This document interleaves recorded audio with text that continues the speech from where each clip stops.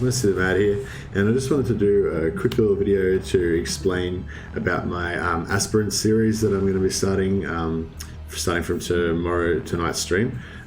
So basically, this is based on GamekNights D.I.E rules for Mordheim, and the whole point of them is to, well, I guess it makes the game more difficult, but also to just make the game feel more sort of immersive and engaging and kind of more real, with more sense of sort of permanency and repercussions, I guess.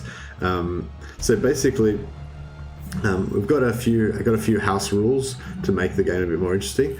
The background of it is that the Imperial Fist Space Marine chapter, they actually have a fortress monastery on Necromunda in the upper parts of the spires of Hive Primus, I believe in Helmward territory. It's called the Spear of Dorn, and they use this fortress as their kind of base, and they recruit from the Underhive gangers of Necromunda, which are renowned for having the most sort of ferocious young fighters to draw from, and that's why that's one of the reasons why the Imperial Fists have such great warriors. They do actually recruit from another world as well, called Inuit, I think, but yeah, I think Necromunda is the more famous of the two. Anyway, so there is some like lore background reason why the Imperial Fists are actually recruiting on Necromunda. So the idea of this, although this isn't actually the way that the Imperial Fists recruit in the background, I think they actually just select their applicants from their criminal records and by research, and then they put them through their trials after that. They're through like being able to stand up to pain and tests like that.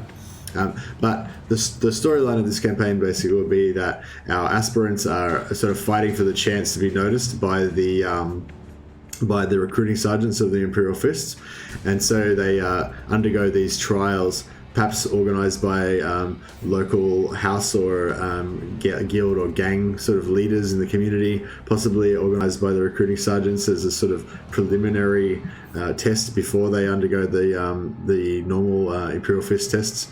But for whatever reason, basically in game, it's going to translate as we're going to only do deadly operations.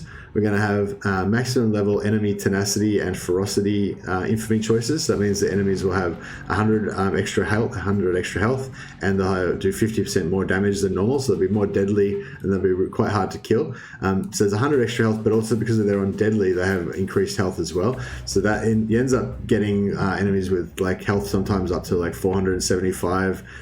So 500 maybe even health. We're going to have a maximum of 3 aspirants on the roster at any time, so we're not going to go into the matches with a full 5. We're only going to go in with 3. The aspirants must fight in every battle, regardless of injuries, until they succeed or they die. They must attempt to kill every enemy. They may never flee the battlefield. So they don't have to attack every turn like they're not like mindless. But they can't like just hide in the corner of the battlefield. They need to stay operational. They need to stay in amongst the combat kind of thing.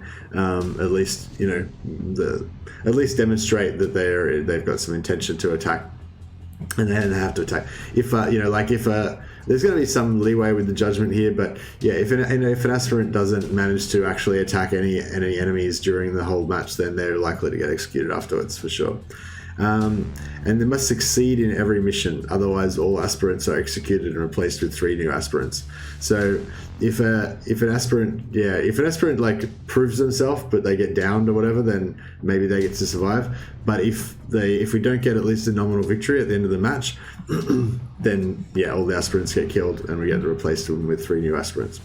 In terms of missions, we must always attempt to raid enemy bases if available. So that'll probably be the end of the aspirants, because that'll be extremely difficult. But that'll be something fun to look forward to. Or if available, we'll have to defend our home base. If a ganger receives an unfavorable trait, so if any of the gangers actually survive enough missions to level up to level 5, and they get a vice. If that vice is something that makes them, that's deemed unfavorable, then that'll be deemed to be a mutation that they develop through their training, and they'll be executed and replaced with another level 1 ganger. All gangers must be recruited at level 1, so they're going to be they're just going to be level 1 gangers. We're going to be going up against level 6 gangers initially. I think at the very start of Deadly, they're going to be rank 6. They were in the last battle we fought. But potentially they could go up to like rank 8 or 9, or even 10 maybe by the end of the operation. So all gangers must be male, obviously, because Space Marine's going to be male. Aspirants can do PvP, however, it must be contest rules, and all of the above rules must still apply. So they can go into a PvP match, but if they do, they're going to have to go in, with. Oh, actually, I didn't include the other important thing is that it's a test of their skill and their ability to deal with any situation that they're going to need to use if they become Space Marines. So they're not allowed to take any weapons into the matches either. So they go in unarmed, and they just have to use whatever they can find in the environment, or weapons they can get off their defeated foes to win the matches. So they can do PvP. However, it must be contest rules, i.e. the permanent ramifications, and they can't have any weapons. And there's only and there can only be 3 of them. So if the opponents, I probably will only accept challenges from opponents who want to go by the same rules. But yeah, if we were to take a challenge from a normal gang, then we would be going in with 3 guys and no weapons against their high-level gangers with weapons, so that might be a bit silly. The campaign ends when one of the gangers makes it to level 10 and is accepted for his real testing to begin. So I don't see it's that likely that any of the gangers will ever actually make it to level 10. But yeah, I thought this would be just a fun kind of roleplay campaign.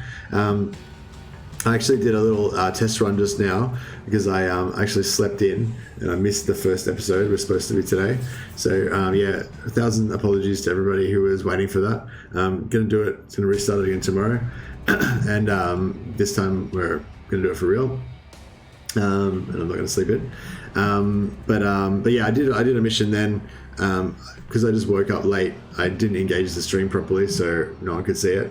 So that was pretty stupid. But I actually just played a mission by myself then, and miraculously one of the gangers actually survived, and he managed to get 1 loot crate, and the game awarded me a nominal victory.